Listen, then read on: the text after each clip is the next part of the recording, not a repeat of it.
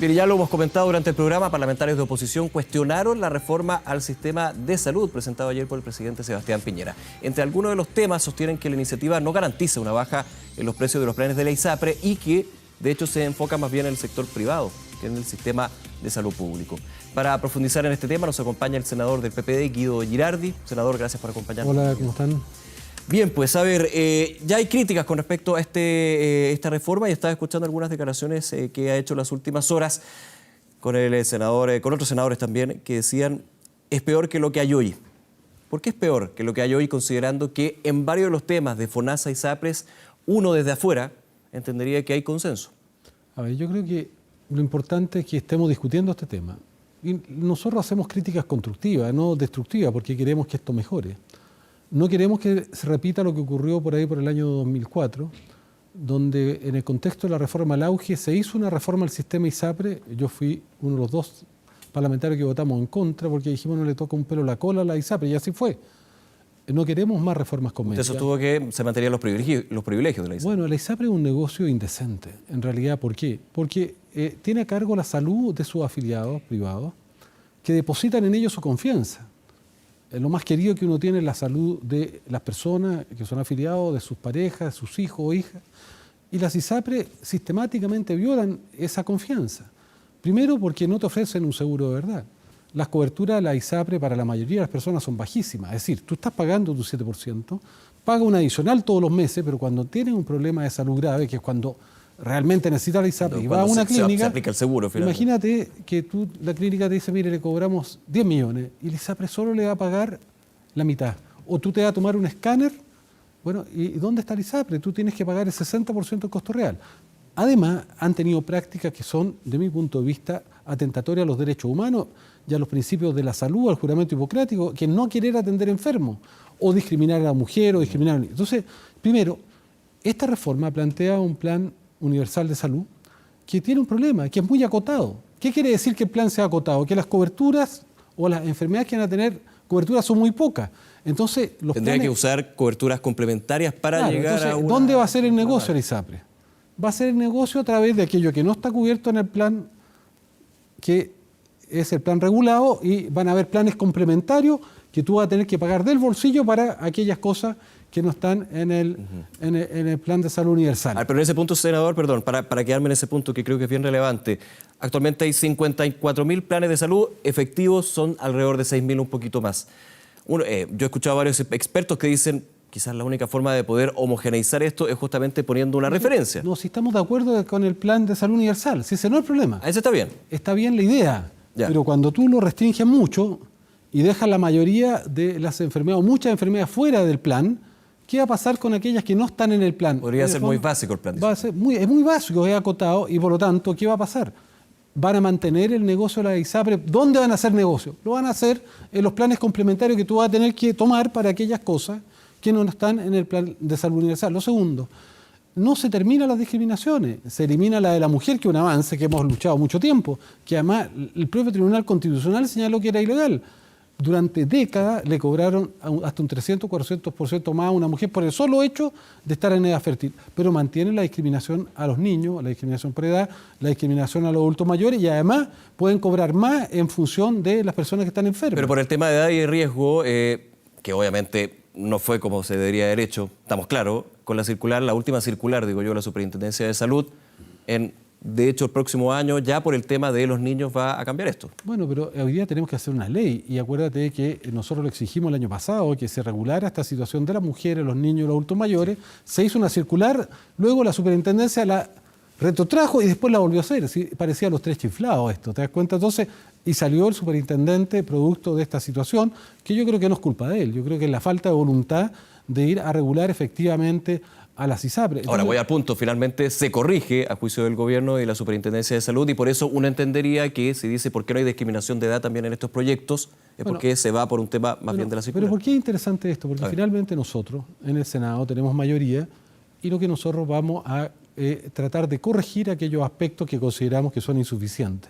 No está garantizado una cobertura de un máximo a pagar. Nosotros hemos dicho el máximo a pagar a todo evento tiene que ser siempre el 20%, o si no, no es un seguro. Si tú tienes una estás pagando todos los meses, estás pagando un adicional, más tu 7%, y después cuando vas a la clínica y necesitas, tú tienes que pagar de tu bolsillo millones, entonces quiere decir que no es un seguro, te endeuda igual. ¿No le gusta la creación de un consejo técnico por alta dirección pública que defina justamente esos parámetros? Es que el consejo técnico no va a poder definirlo, porque la integración vertical lo hace imposible, porque ¿qué es lo que hace el ISAPRE? Es mañosamente, es dueña del seguro y es dueña de la clínica. El prestador. Entonces, ¿qué va a hacer? La ISAPRE va a decir, mire, ¿sabe qué? Va a aumentar los precios del prestador, de las horas médicas, el pabellón, de la cirugía, y después le va a decir al seguro, mire, se me aumentaron los precios, y entonces va a aumentar el precio del prestador y va a aumentar el precio del seguro. Cuando tú manejas ambas cosas de forma integrada, ¿y qué van a decir este consejo técnico si le están diciendo que están aumentando el costo de las horas médicas, el costo de la cirugía, el costo de los medicamentos, si ellos mismos lo suben? Claro. Entonces, debería tocar entonces el tema de la integración vertical, que ha sido ampliamente discutido y criticado. O sea, esto no toca la integración vertical. Por lo menos lo que se conoce ahora no. No lo toca, sí, no han dicho nada y no quieren tocar el negocio. O sea, aquí lo que está claro, si tú ves las declaraciones de todos los actores, ¿quiénes son los únicos que están felices? ¿Quiénes son los únicos que han salido a decir, qué bonita, qué buena la reforma que se está haciendo la CISAPRE? ¿Por qué? Porque esto es una cosmetología para que mantengan un negocio que es totalmente aberrante, que no existe en ninguna parte del mundo. No hay ninguna parte del mundo donde una institución privada se le delegue la función de salud y se comporte como una tienda retail, como si fuera Falabella. Pero Falabella vende zapatos, vende ropa, vende equipos. Aquí estamos hablando de un bien público, estamos hablando de la salud. La salud no puede ser tratada como si fuera una venta de zapatos. Entonces, senador, perdón, con ese diagnóstico que muchos puedes compartir y que claramente no es de ahora, sino de hace muchísimo tiempo y que se va evidenciando todo el tiempo en realidad, cuando le toca a uno tener que usar este seguro y muchas veces se da de manera incorrecta, como usted dice. Si ya hubo un proyecto de una reforma a la ley de ISAPRES, vamos a hablar de FONASA en un ratito, pero un proyecto para reformar las ISAPRES, y finalmente quedó en nada. Ahora va a entrar una indicación sustitutiva. Desde la oposición, ¿está la intención de solucionar ese tipo de problemas, discutir de lleno? Venimos años tratándolo. Por eso, ¿por qué uno tendría que pensar como ciudadano que se van a encontrar las dos partes para mejorar la salud de todos aquellos usuarios que son... Porque hoy día, hace 10 años atrás, 15 años atrás, tú tenías a la derecha que salía en bloque a defender a la ISAPRE.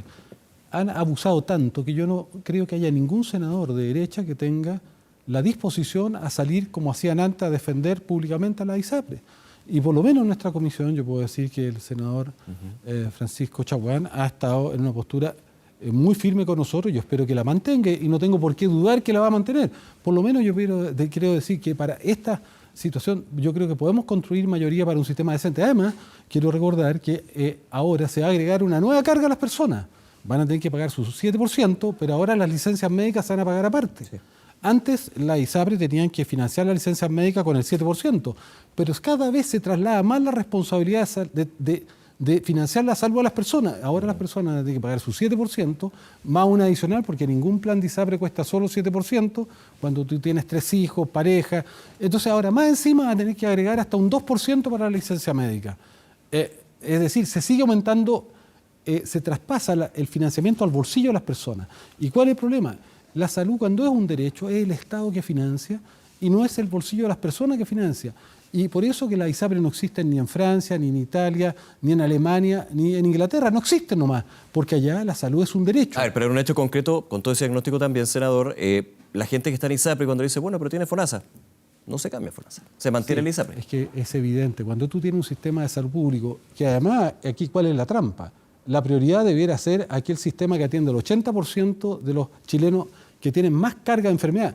Sí. Un chileno pobre hoy día tiene un 380% más de riesgo de hacer una hipertensión que una persona de alto ingreso, un 320% más de riesgo de hacer una diabetes que una persona de alto ingreso, cerca de un 250% más de riesgo de hacer un infarto que una persona de alto ingreso.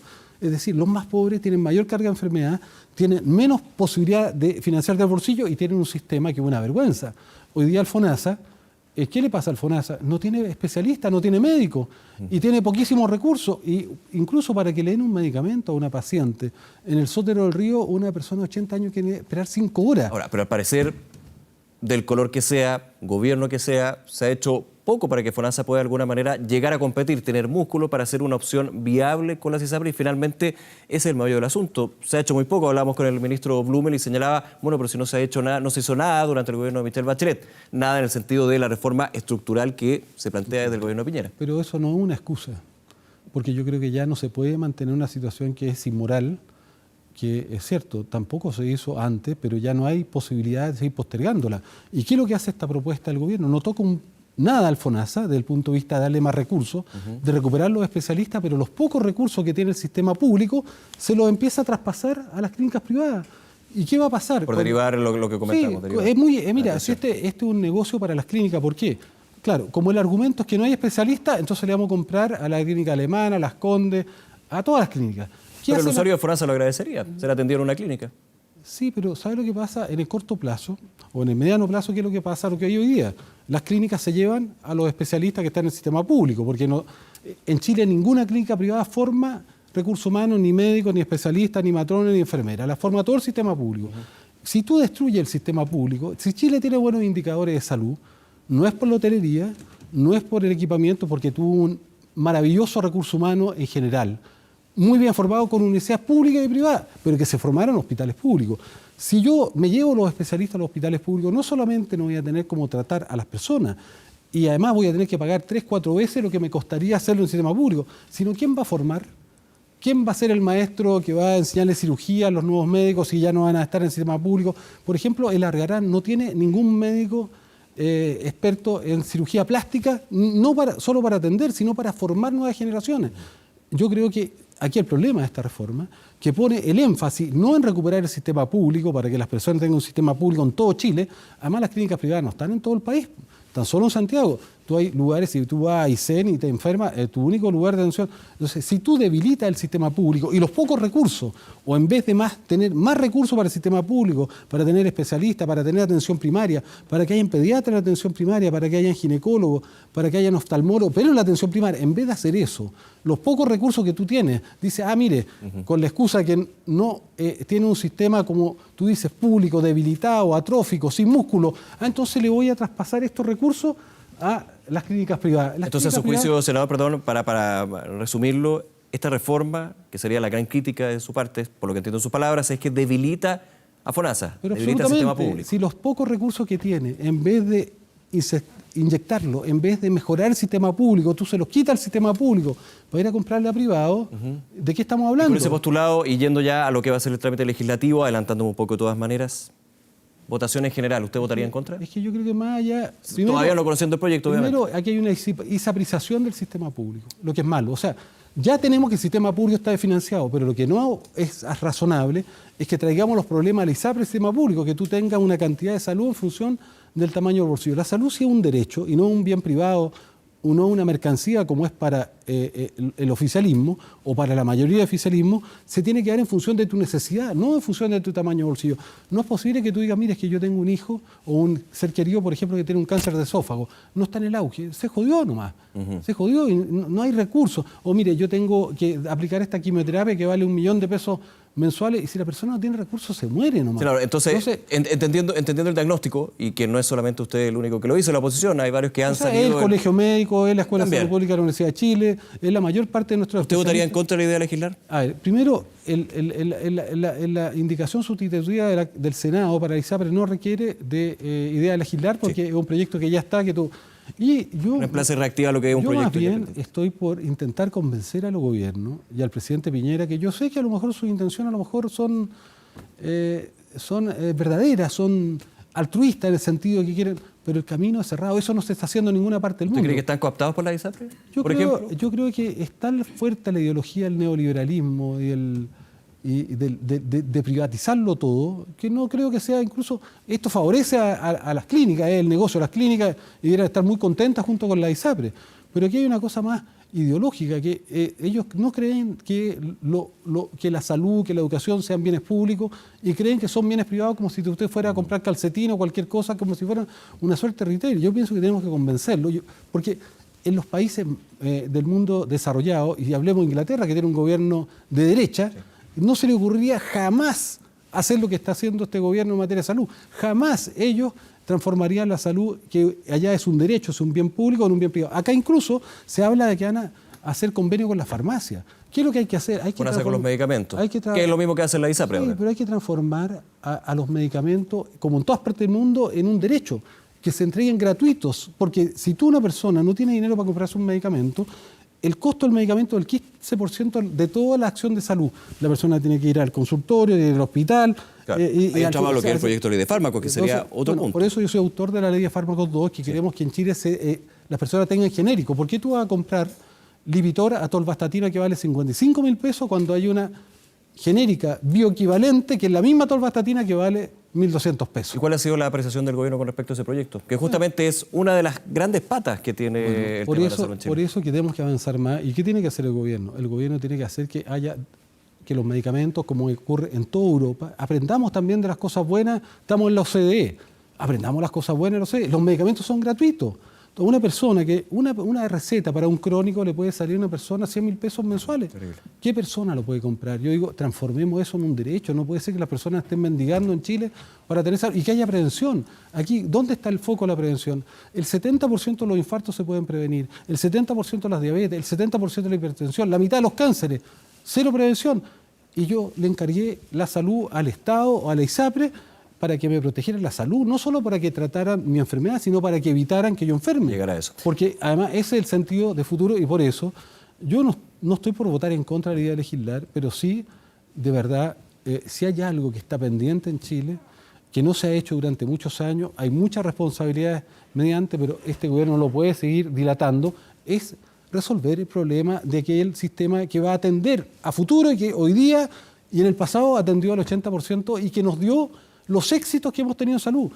Ningún médico que está en una clínica privada, aunque esté en la clínica Las Condes, aunque esté en la clínica más aristocrática, se formó en la clínica privada, se formó en el sistema público.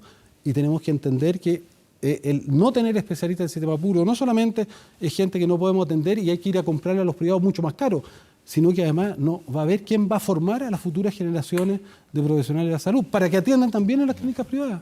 Bien, senador Guillo Gilardi, nuevamente muchísimas gracias por acompañarnos. Muchas gracias. Que esté muy bien.